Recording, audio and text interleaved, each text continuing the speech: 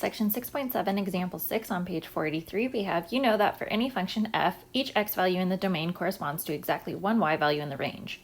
For a one-to-one function, it is also true that each y value in the range corresponds to exactly one x value in the domain. A one-to-one function, f, has an inverse f inverse that is also a function.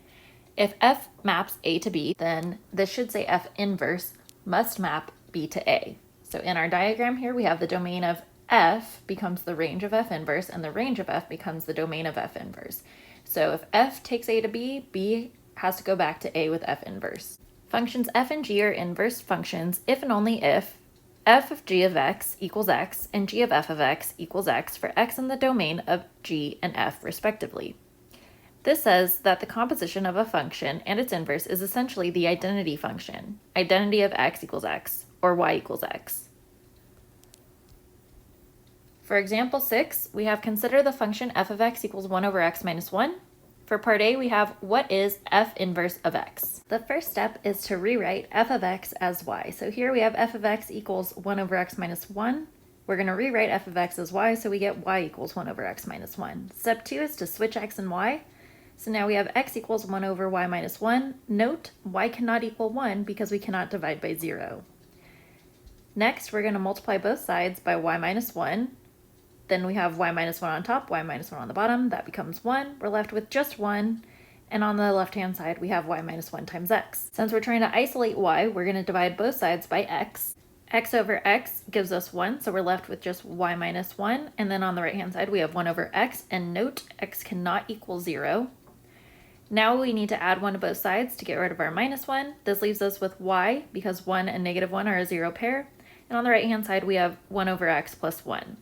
So f inverse of x is equal to 1 over x plus 1. Part B says, what is f of f inverse of 1? We know that f of f inverse of 1 can be rewritten as f of f inverse of 1. This part in the parentheses is just telling us to plug 1 into our f inverse.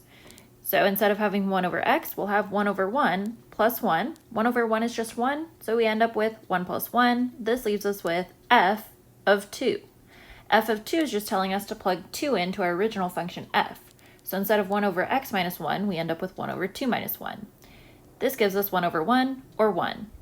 Part C says, what is f inverse of f of 1? Again, we can rewrite f inverse of f of 1 as f inverse of f of 1, where f of 1 just means plug 1 into f of x up here. So instead of 1 over x minus 1, we have 1 over 1 minus 1. 1 over 1 minus 1 becomes 1 over 0, since 1 minus 1 is 0. However, we can't divide by 0, so I've highlighted this in red as a reminder that this is no good. Since 1 minus 1 would make the denominator 0, we have to exclude 1 from the domain of f. Since 1 is not in the domain of f, f inverse of f of 1 does not exist. This value is undefined.